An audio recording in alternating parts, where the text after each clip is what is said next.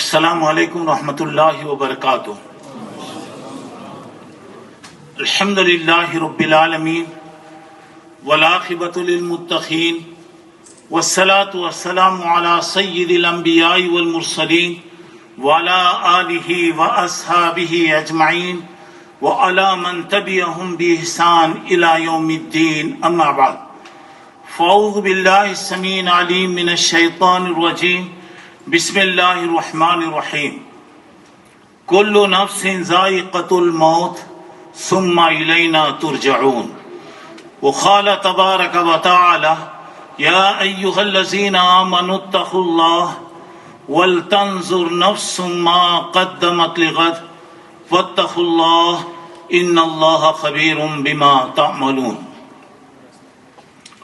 Stage پر بیٹھے ہوئے محترم اساتذہ کرام، علماء اعظام، بزرگان محترم، عزیز دوستوں اور بھائیوں اور میری اسلامی ماؤں اور بہنوں، اس وقت میں آپ لوگوں کے سامنے دو چار ضروری باتیں انشاءاللہ بتانے کی کوشش کروں گا۔ پہلی بات، جمعیت اہل حدیث کے تمام ذمہ داروں کا دل کی گہرائیوں سے شکر بجا لاتا ہوں کہ انہوں نے یہاں تک آنے اور آپ لوگوں کے لیے، آپ لوگوں کے سامنے کچھ باتیں پیش کرنے کا موقع دیا۔ اللہ تبارک و تعالیٰ تمام کو بہتر سے بہتر بدلہ عطا فرمائے۔ دوسری بات، جمعیت اہل حدیث جو یہاں پہ کام کر رہی ہے واقعی قابل تعریف ہے۔ اللہ رب العالمین سے دعا ہے پھلے پھولے رہے یا رب، یہ پھلے پھولے رہے یا رب، اے اللہ تعالیٰ اس کو پھلا پھلا رکھے اور اللہ تبارک و تعالیٰ ترقی عطا کرے اور زیادہ سے زیادہ کام کرنے کی اللہ توفیق دے، خدمات کو اللہ شرف قبولیت سے عطا فرمائے اور دین کے کام کو اور اچھے طریقے سے منظم انداز سے کام کرنے کی اللہ توفیق عطا فرمائے۔ حقیقت یہ ہے کہ یہ جمعیت ایسی جمعیت ہے جس پر پوری دنیا کی نظریں لگی ہوئی ہیں۔ جس انداز سے اللہ تعالیٰ ان علاقوں میں کام لے رہا ہے، یہ اللہ کی بہت بڑی مہربانی ہے۔ دعا کیجئے کہ اللہ تمام کو توفیق دے، اخلاص سے کام کرنے کی توفیق اللہ دے اور اللہ تعالیٰ ہر قسم کے اختلاف سے محفوظ رکھے اور نظر بد سے اللہ تعالیٰ بچائے۔ محترم حضرات، آج کی اس کانفرنس کا عنوان بار بار سن رہے ہیں کہ بڑے اساتذہ کی زبانی آپ نے سنا کہ اعتدال، اور اسلام نام ہے اعتدال کا، اور جیسے کہ مولانا صاحب نے پوری کانفرنس کا خلاصہ پیش کر دیا کہ اعتدال حقیقت میں کیا ہے۔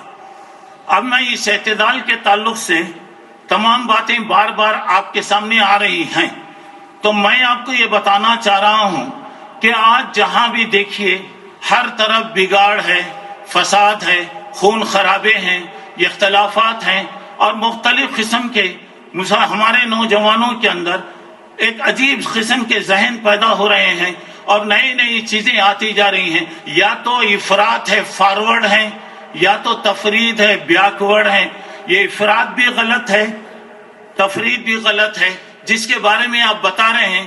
اس کانفرنس کا جو عنوان ہے، میں ایک پیغام آپ کے سامنے دینا چاہ رہا ہوں کہ آج دنیا کے اندر یا تو افراط کی شکل میں یا تفرید کی شکل میں دو چیزیں خاص طور سے ہم لوگوں میں یعنی سلفی حضرات کے اندر جو چیزیں پیدا ہو رہی ہیں، جو شکوک و شبہات پیدا کیے جا رہے ہیں اور ہمیں غلط طریقے سے استعمال کرنے کی کوششیں ہو رہی ہیں، میں سمجھتا ہوں کہ اگر ہم سنجیدگی سے غور کریں تو ہمارے دلوں میں یا تو اللہ کا ڈر نہیں ہے، اللہ توفیق دے، یا ہمارے دلوں میں اللہ کا ڈر ہے परसेंटेज कम हो चुका है, जैसा होना चाहिए वो चीज नहीं है। और आपको मालूम है कि अल्लाह का डर अगर आ जाए, वाकई अल्लाह से डरने वाला अल्लाह से करीब होता है, अल्लाह की रहमत आती है, अल्लाह की बरकत आती है, अल्लाह की नेमतें आती हैं, और दुनिया में भी ये लोग कामयाब, आखिरत में भी कामयाब। और आप देखिए पूरी बातों का खुलासा अल्लाह ने कहा वल आखिबतु लित्तक़वा, अल्लाह से डरने वाले बंदे कामयाब होकर रहेंगे, अल्लाह की मदद उनके साथ रहेगी। और एक बात यह है, अल्लाह का डर हमारे दिलों में कम होने की बुनियादी वजह यह भी है, आज हम लोग मौत से गफलत, आज हमारी गफलत दुनिया की हद तक आ गई। आज पूरी जिंदगी दुनिया, अब यहां पर देखिएगा ये आखिरत से मुताल्लिक जो बात है, अगर हमारे सामने ये नुक्ता रहे, और जो आयत मैंने पेश किया, इस आयत में अल्लाह कह रहा है कि या अय्युहल्लज़ीना आमनुत्तक़ुल्लाह, ऐ लोगों तुम अल्लाह से डरो, वल तंजुर नफ्सु मा क़द्दमत लिग़द, हर आदमी सोचे कि उसने कल के लिए क्या किया। मतलब यह है कि दुनिया आज है और कल गोया आखिरत है। उसके बाद अल्लाह ताला क्या कह रहा है, वत्तक़ुल्लाह, अल्लाह से डरिए। ये सारी आयत का खुलासा एक लफ्ज में, अल्लाह ने जिन बातों का हुक्म दिया है वो काम कीजिए। अल्लाह के नबी सल्लल्लाहु अलैहि वसल्लम ने जिन बातों का हुक्म दिया है वो कीजिए। अल्लाह ने जिन बातों से रोका है, नबी मोहतरम ने जिन बातों से रोका है, उन बातों से रुक जाइए। यही है राह इत्तिदाल। अल्लाह के हुक्म को मानिए, अल्लाह ताला ने जिन कामों से मना किया उससे रुक जाइए। अल्लाह के नबी ने जो किया है करने का हुक्म दिया कीजिए, जिन बातों से मना किया गया रुक जाइए। अब ये चीज हमारे दिलों में कब पैदा होगी, जबकि ये बात जहन में रहे कि जिंदगी जो है एक अमानत है, जिंदगी खत्म होने वाली है, यहाँ की हर चीज वक्ती है, फानी है, खत्म होने वाली है, कोई चीज बाकी रहने वाली नहीं है। और हम तमाम मुसाफिर हैं। बताया गया कुन फिद दुनिया कान्नका गरीब औ आबिर सबील, दुनिया में मुसाफिर की तरह रहिए, आप एक अजनबी की तरह रहिए। रास्ता गुजरने वाला कुछ देर के लिए ठहरता है, आराम करता है, उसके बाद मंजिल की तरफ आगे बढ़ रहा है। और हमारी मंजिल दुनिया नहीं है, हमारी मंजिल आखिरत है, और आखिरत को कामयाब करना यह हमारा फरीजा है। और जो आदमी वहां कामयाब हो गया अल्हम्दुलिल्लाह, तो मौत का तसव्वुर, अल्लाह का डर, मौत का तसव्वुर। और मौत क्या चीज है, मौत क्या चीज है, मौत को न समझो इख्तिताम में हयात जिंदगी, मौत तजदीद हयात जाविदा का नाम है। और मौत ये असल चीज है, और ये उसी वक्त आएगा कि जबकि हमारी पूरी जिंदगी एतदाल पर, यानी किताब और सुन्नत की रोशनी में हमारी जिंदगी होगी, तो इंशाअल्लाह आखिरत की जिंदगी अल्लाह ताला कामयाब बनाएगा। मौत क्या चीज है, सारी इंसानियत मौत के दरवाजे पर है। कुल्लु नफ्सिन ज़ाइक़तुल मौत सुम्मा इलैना तुरजऊन, सूरह अनकबूत में 59 नंबर की आयत में अल्लाह ताला ने फरमाया कि हर जानदार को मौत का मजा चखना है। फिर मौत जिंदगी का खातिमा नहीं है, बल्कि मौत आखिरत की तरफ ले जाने वाली है। मौत क्या चीज है, जान गोया समझिए कि एक जिस्म से रूह निकल रही है, दूसरी तरफ जा रही है। एक जिंदगी से दूसरी जिंदगी, एक दुनिया से दूसरी दुनिया तरफ जाने का नाम मौत है। मौत ये घर खाली करती है, दूसरा घर आबाद करती है। मौत इंसान के साथ लगी हुई है, सामने भी, पीछे भी, दाएं भी, बाएं भी, ऊपर भी, नीचे भी, गोया हर वक्त मौत आपके साथ लगी हुई है। मौत अच्छों को भी आती है, बुरों को भी आती है। मौत वक्त के दज्जालों को नहीं छोड़ी, बड़े बड़े फराइन को नहीं छोड़ी, बड़े बड़े मुतकब्बिरों को नहीं छोड़ी। मौत अल्लाह के वलियों को नहीं छोड़ी, अल्लाह के पैगंबरों को नहीं छोड़ी। मौत अच्छों के लिए भी, بروں کے لیے بھی یہاں پہ لکیر کی ہے، اور اچھے لوگوں کے لیے جب موت کی اطلاع دی جاتی ہے تو وہ خوش ہوتا ہے، کیونکہ اللہ سے ملاقات کا وقت قریب آ رہا ہے۔ جب برے آدمی کو موت کی علامتیں معلوم ہوتی ہیں، اسے اطلاع دی جاتی ہے، پریشان ہو جاتا ہے اور بچنا چاہتا ہے کہ کسی طریقے سے میں بچ جاؤں۔ اور اسی لیے بتایا گیا کہ اللہ کے نبی نے فرمایا صلی اللہ علیہ وسلم، اذکروا ذکر حازم اللذات، مزوں کو ختم کرنے والی، زندگی کو ختم کرنے والی چیز موت کو تم یاد کرو۔ موت کو یاد کرنے کا مطلب کیا ہے؟ موت کے لیے تیاری کیجیے۔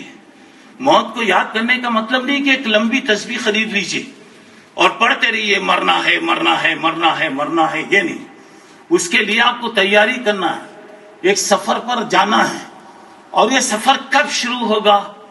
وَمَا تَدْرِي نَفْسٌ بِأَيِّ أَرْضٍ تَمُوتُ، کوئی نہیں جانتا کہ کب مرے گا، کہاں مرے گا، کیسے مرے گا، کس حالت میں مرے گا۔ مرے گا تو کلمہ ملے گا نہیں ملے گا؟ مرے گا تو نماز جنازہ ملے گی یا نہیں ملے گی؟ مرے گا تو کس حالت میں مرے گا؟ کتنے لوگوں کو ہم دیکھتے ہیں کیا کیا حالتوں کے اندر لوگ مرتے ہیں، کن کن حالتوں سے انہیں گزرنا پڑتا ہے۔ اور یہ کیا ہے دوستو؟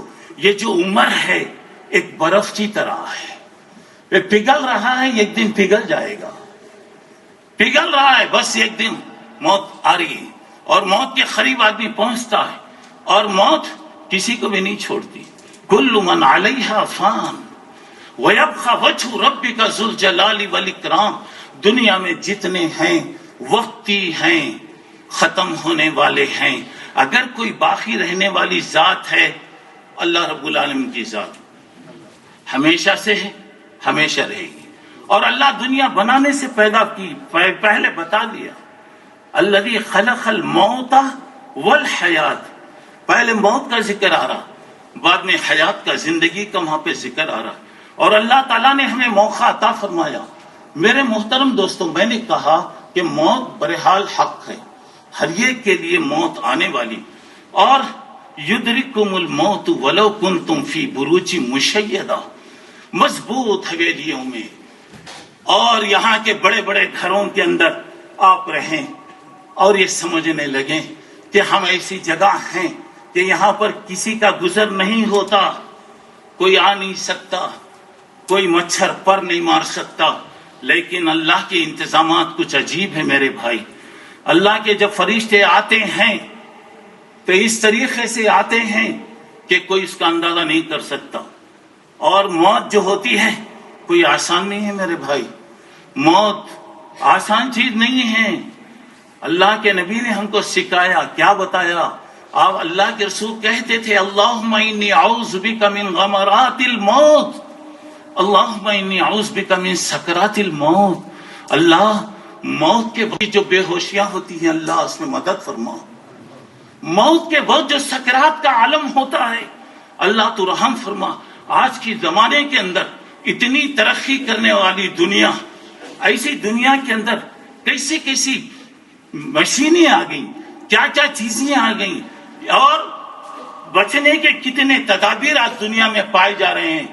لیکن دوستو جب موت کا وقت آتا ہے، ایک تو یہ ہوتا ہے سر سے لے کر پیر تک، پیر سے لے کر تلوے سے لے کر تالو تک، ایک ایک چیز سے جان پکڑ کر کھینچ کے نکالی جاتی ہے۔ اور اس وقت کا کیا عالم ہوتا ہے؟ حضرت سفیان ثوری رحمت اللہ علیہ نے فرمایا اگر موت کا فرشتہ صرف کسی پر ہاتھ اگر رکھ دے، ہاتھ اگر رکھ دے، اس وقت کی کیفیت یہ ہوتی ہے اگر مرنے والے کے اندر بس اور قوت اگر پائی گئی تو وہ ساری دنیا کو مار کے ختم کرے گا، سارے لوگوں کو ختم کر دے گا۔ لیکن آدمی مجبور ہے۔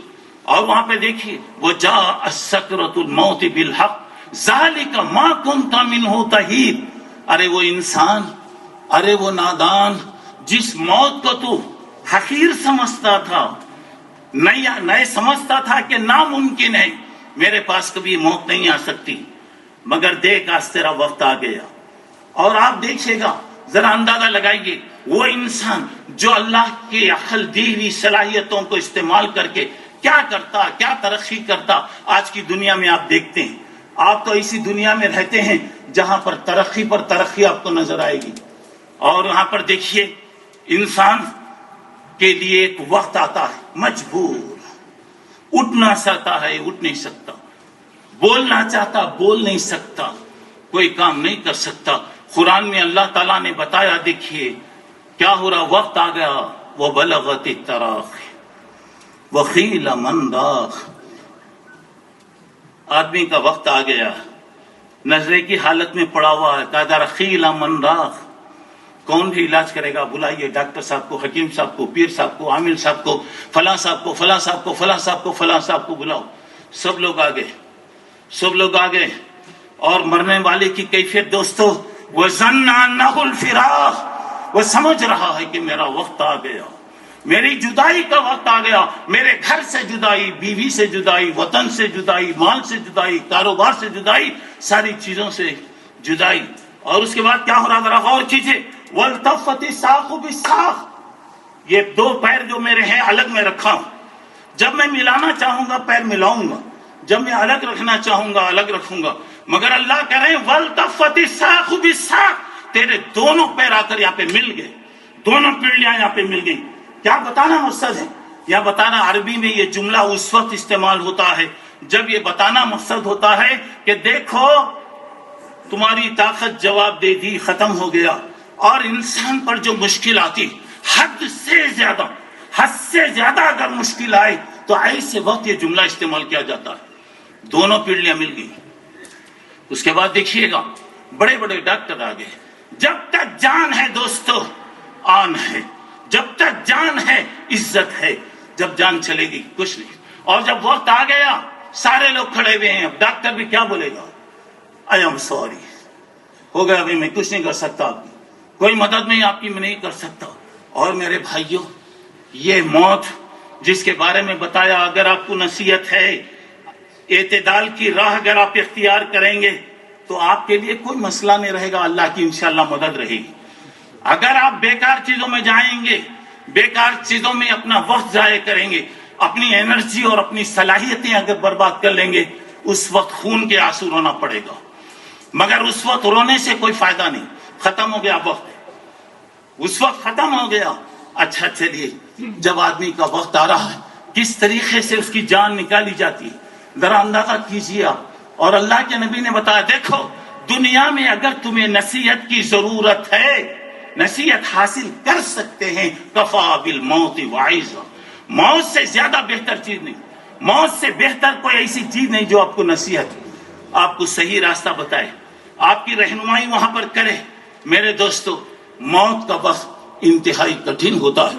اب آئیے کچھ مثالیں دیکھیے، سب سے بڑھ کر اللہ کے نبی کی زندگی کے متعلق آخری لمحات جیسے آپ کے گزرے، جو کیفیت تھی، میں پوری تفصیل میں اس وقت نہیں جا سکتا، صرف آپ دیکھیے گا اللہ کے نبی صلی اللہ علیہ وسلم حج سے تشریف لائے، اور حج کے خطبے میں بھی آپ نے بار بار اشارے کیا، بتایا کہ مجھے ایسے لگ رہا ہے کہ اتنی بڑی جماعت سے میری ملاقات شاید نہیں ہو سکے گی، جو سیکھنا ہے سیکھ لو، خذوا عنی مناسککم، حج وغیرہ کے متعلق جو پوچھنا ہے پوچھ لو، جو کام کرنا ہے کر لو۔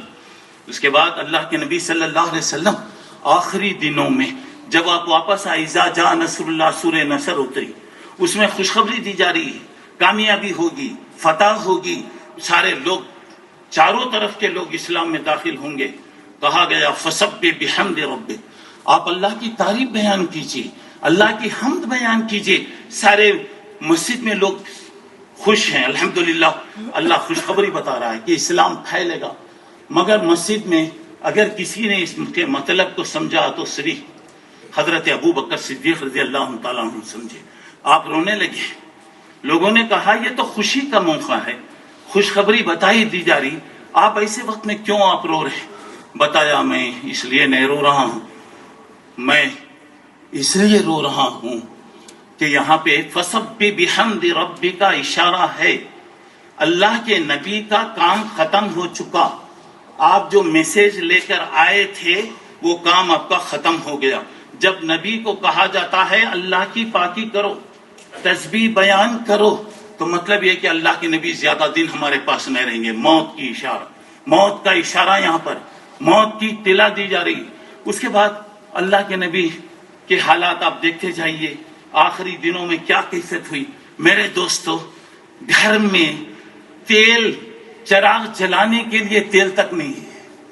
حضرت عائشہ رضی اللہ تعالی عنہا نے جو نقشہ کھینچا، اور اس کے بعد انسان پر کتنے دور آتے دیکھو. اللہ رحم کرے، دعا کیجئے کہ اللہ ہر حالت میں ایمان عطا کرے، اور اللہ تبارک و تعالی آخری تک اللہ تعالی ہوش عطا کرے، ایمان کی موت اللہ نصیب فرمائے. یہاں پر اب دیکھیے گا، وہ ایک وقت ایسا بھی آیا اللہ کے نبی صلی اللہ علیہ وسلم چل نہیں سک رہے ہیں. دو آدمیوں کے کندھوں پر ہاتھ رکھ کر آپ مسجد کو لایا گیا، ٹیک لگا کر آپ بیٹھے، لوگوں کے سامنے آپ نے جو نصیحتیں کی، اس کے بعد پھر آپ گھر تشریف لے گئے. ایک وقت ایسا بھی آیا بار بار نماز کا ارادہ کرنے کے باوجود آپ نماز کو نہیں جا سکے. اس کے بعد حضرت ابو بکر رضی اللہ عنہ کو حکم دیا کہ مرو ابا بکری نہیں یصلی بالناس، ابو بکر سے کہو کہ وہ لوگوں کی نماز پڑھائے. اس کے بعد اللہ کے نبی کا وقت جو آیا، دیکھیے میرے بھائی چل نہیں سک رہے ہیں، اور کمزوری پر کمزوری، بخار کا غلبہ. آخری رات اللہ کے نبی صلی اللہ علیہ وسلم بے قرار تڑپ رہے ہیں. پوری رات میں ایک سیکنڈ کے لیے بھی اللہ کے رسول نہیں سو سکے، ایک سیکنڈ کے لیے بھی اللہ کے رسول نہیں آرام کر سکے. اور عائشہ کی گود میں، عائشہ رضی اللہ عنہ کی گود میں آپ کا سر مبارک ہے. ذرا وہ غور کیجئے کہ وہ عورت کا کیا عالم تھا رہے گا جس کی گود میں اس کے آقا کا سر ہے، اور اللہ کے نبی کی بے قراریاں بڑھتی جا رہی ہیں. پانی کا لگن وہاں پر ہے، آپ لگن میں ہاتھ ڈال کر چہرے پر ملتے ہوئے کہہ رہے ہیں لا الہ الا اللہ ان لکل موت سکرات. اللہ تو پاک ہے، اللہ تو بے عیب ہے، اللہ تو اکیلا ہے، اللہ موت کا وقت بڑا سخت ہوتا، اللہ تو مدد کر.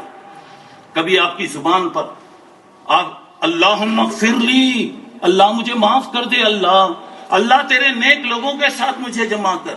اللہ کے رسول کی بے قراریاں دیکھیے. بیٹی کمرے کے اندر آئی، حضرت فاطمہ آئی، باپ کے منظر کو دیکھا تو اس نے کہا کہ میرے ابا کی کیا کیفیت ہے، واہ کر بابا، مجھے میرے ابا کی کیا حالت، کیا تکلیف ہے. بیٹی کو سینے سے لگایا. وہ باپ جب بیٹی آتی تو اٹھ کے کھڑے ہوتا تھا، وہ باپ جو اپنی بیٹی کا استقبال کرتا تھا آج اٹھ نہیں سک رہا ہے، لیٹا ہوا ہے. بیٹی کو سینے سے لگا کر کہا کہ دیکھ بیٹا، آج کے بعد تیرے باپ کو کبھی تکلیف نہیں آئے گی. اور پوری رات چلے گئی، پوری رات گزر گئی. صبح کا وقت ہے، فجر کا وقت ہے. آپ کی طبیعت میں ذرا افاق آیا. کبھی بھی یاد رکھیے، مرنے سے پہلے افاقت الموت، موت سے مرنے سے پہلے چراغ بجھنے سے پہلے تیز ہوتا، اس کے بعد بجھتا. مرنے سے پہلے ساری چیزیں آدمی کی نارمل بن جاتی، بعد میں اچانک ختم ہو جاتا.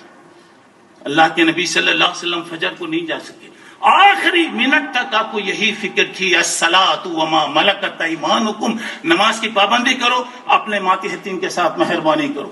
فجر کے بعد دنیا کا سورج نکل رہا ہے اور اللہ کے نبی صلی اللہ علیہ وسلم کا وقت آ گیا، اور حضرت جبرائیل نے اجازت لیا. ملک الموت آئے اور اللہ کے نبی کی جان نکالی گئی. یہ پیاری انگلی اوپر اٹھی، آپ نے کہا اللہم بالرفیق الاعلی، اللہم بالرفیق الاعلی، میں اللہ سے ملنا چاہتا ہوں. اللہ کی ملاقات سب سے بہتر چیز ہے. ایک بات میں بتانا چاہتا ہوں، پیارے نبی دنیا میں زندہ نہیں رہے.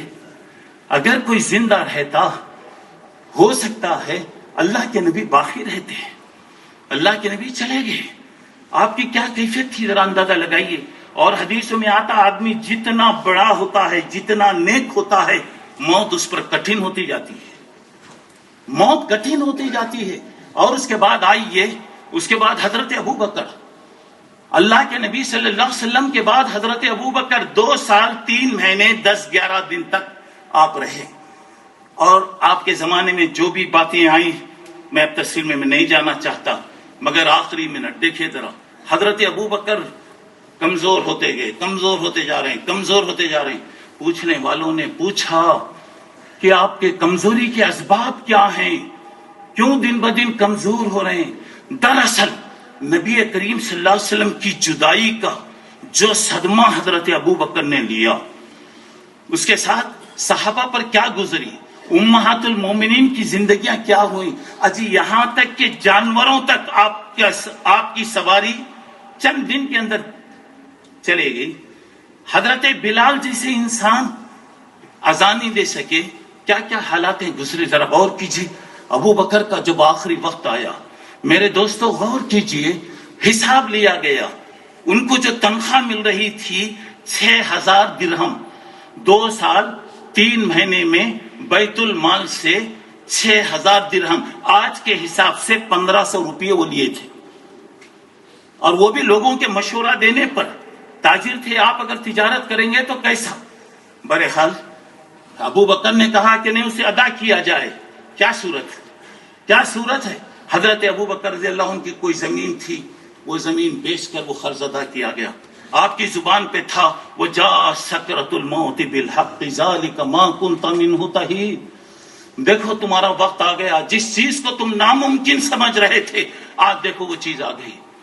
چلیے اس کے بعد حضرت عمر کے ساتھ جو معاملہ پیش آیا، یہ غلام ابو لولو نام، یہ غلام آپ نماز کی حالت میں آپ پر حملہ کیا، پیچھے سے حملہ کیا گیا، سامنے سے گویا وہ ہتھیار باہر آیا، پوری آنتیں باہر آ گئیں۔ حضرت عمر کی کیا کیفیت تھی؟ جس دن حضرت عمر کو مارا گیا، پورا مدینہ بلکہ پوری دنیا رو رہی تھی۔ حضرت عائشہ رضی اللہ عنہ کے واقعات میں پڑھیے گا، کیا کیفیت تھی ان کی، کیا کیفیت ان کی تھی۔ اب حضرت عمر کی زندگی کا جائزہ لیا گیا، 86,000 درہم ان کا قرض نکلا، یعنی تنخواہ۔ کیسے اللہ کے بندے تھے، دیکھو جی، کیسا اللہ کا ڈر ان کے دلوں میں تھا۔ بہرحال وہ بھی زمین بیچ کے ادا کیا گیا۔ حضرت عمر کی خواہش ایک ہی خواہش تھی، کیا خواہش تھی؟ میں چاہتا ہوں کہ میرے مرنے کے بعد مجھے اللہ کے نبی ابو بکر اور ان کے بعد مجھے دفن کیا جائے۔ اور حضرت عمر دعا کرتے تھے، اللہ تیرے رسول کے شہر میں، تیرے رسول کے شہر میں شہادت کی موت دے۔ اجی اللہ سے دعا کرو جی، اللہ دینے والا ہے، اللہ سے مانگیے، اللہ دیتا ہے۔ لوگ تعجب کرتے تھے، مدینہ ایسی جگہ ہے جہاں لڑائی نہیں ہو سکتی، جنگ نہیں ہو سکتی، پھر آپ دعا کر رہے ہیں مدینے میں شہادت کی موت، یہ کیسی ہو سکتا ہے؟ دیکھیے مدینے میں مصلی رسول پر، اللہ کے رسول کے مصلی پر نماز کی حالت میں ان پر حملہ کیا گیا۔ اللہ تبارک و تعالیٰ دعاؤں کو کیسے سنتا۔ اس کے بعد حضرت عمر کی کیا کیفیت تھی، اس کے بعد حضرت عثمان کا زمانہ، کیا کیا نہیں کیے، کیا کیا ان کے احسانات، کیا کیا ان کی خدمتیں نہیں تھیں۔ 40 دن ان کے گھر کا محاصرہ کیا گیا۔ وہ آدمی جو دنیا کو پانی دیا کرتا، وہ آدمی جو بھوکوں کو کھلاتا، وہ آدمی سارے ضرورت مندوں کی پوری ضرورتیں پوری کر رہا تھا، بھوکا رکھا گیا، پیاسا رکھا گیا، مظلومیت کی حالت میں۔ قرآن مجید سامنے کھلا ہے، اور اس آیت پر جب پہنچے فَسَيَكْفِيكَهُمُ اللَّهُ، اللہ تعالیٰ کافی ہے، ان کو مارا گیا۔ اجی مارنے کے بعد کوئی دفن کرنے کے لیے بھی، دفن کرنے بھی اجازت نہیں، کیا کیفیت ہے۔ ایسے ہی حضرت علی کی موت کا واقعہ، اور بھی بہت سی چیزیں ہیں، میں اس وقت تفصیل میں نہیں جانا چاہتا، صرف ایک ہی بات میں کہنا چاہ رہا ہوں، اگر ہم چاہتے ہیں کہ اللہ کے پاس کامیاب ہوئیں، اللہ کا ڈر دل میں لائیے، موت کا تصور ذہن میں رکھیے۔ یہ چیز اگر رہے گی تو آدمی کبھی بھی غلط کام میں نہیں جائے گا۔ اللہ کے پاس جانا ہے، اللہ کو صورت دکھانا ہے، اللہ اگر پوچھا تو کیا جواب دیں۔ بس میں اپنی بات کو میں ختم کر رہا ہوں، میرا وقت ہو رہا ہے۔ انشاءاللہ اللہ نے موقع دیا تو میں آپ کو بتاؤں گا خبر سے، میں نے زندگی سے خبر تک، پھر خبر سے اٹھنے کے بعد سے فیصلہ ہونے تک، انشاءاللہ اللہ نے چاہا تو میں آپ کو کبھی تفصیل سے میں بتاؤں گا۔ میرا یہی ہے آج کا پیغام، میسیج یہی ہے کہ اگر ہم اپنی زندگی کا مقصد سمجھ لیں، ہر چیز میں اللہ کے نبی نے کہا ترکت فیکم امرین لن تضلوا ما تمسکتم بہما کتاب اللہ و سنتی، لوگوں میں جا رہا ہوں، دو چیزیں دے کر جا رہا ہوں، دو چیزیں دے کر جا رہا ہوں، ایک ہے اللہ کی کتاب، مضبوطی سے پکڑ لو، دوسرا میرا طریقہ، مضبوطی سے پکڑ لو۔ میرا سوال یہ ہے اگر آج کوئی تیسری چیز آئیں گے، دو ہاتھ ہیں میرے، دو ہاتھوں میں دو چیزیں ہیں، اب وہ جو چیز میرے پاس آئے گی میں کیسے لوں گا؟ کیا پیر پہ لے سکتا ہوں؟ اگر میں آپ لوگ بیٹھے ہیں، اللہ آپ تمام کو جزائے خیر دے، اچھے سے اچھا بدلہ دے، دین و دنیا کی ترقیاں دے، کامیابی دے، برکتیں دے، ہر قسم کی مصیبتوں سے اللہ بچائے۔ میرا ایک سوال یہ ہے، دونوں چیزیں میرے دو ہاتھ ہیں، ایک ہاتھ میں کتاب اللہ، ایک ہاتھ میں گویا کتاب اللہ سنت رسول ہے، یہ دو چیزیں ہیں تو تیسری چیز کی کوئی ضرورت ہی نہیں ہے۔ اگر کوئی آدمی تیسری چیز، آپ جماعت والے کوئی ایک چیز مجھے دیں گے، میں یہ دونوں چیزیں رکھ کر پیر آگے بڑھا سکتا ہوں؟ اگر میں پیر آگے بڑھاؤں گا تو کیا سمجھیں گے آپ؟ کتنا گستاخ ہے، دیکھو کتنا بے ادب ہے، کیسے دیکھیے کوئی چیز دے داری، اجی دو ہاتھوں میں دو چیزیں ہیں۔ ہمارا میسج یہی ہے کہ یہ دو چیزوں کو لیجئے، اس سے بڑھ کر راہ اعتدال کا طریقہ نہ دنیا میں آیا نہ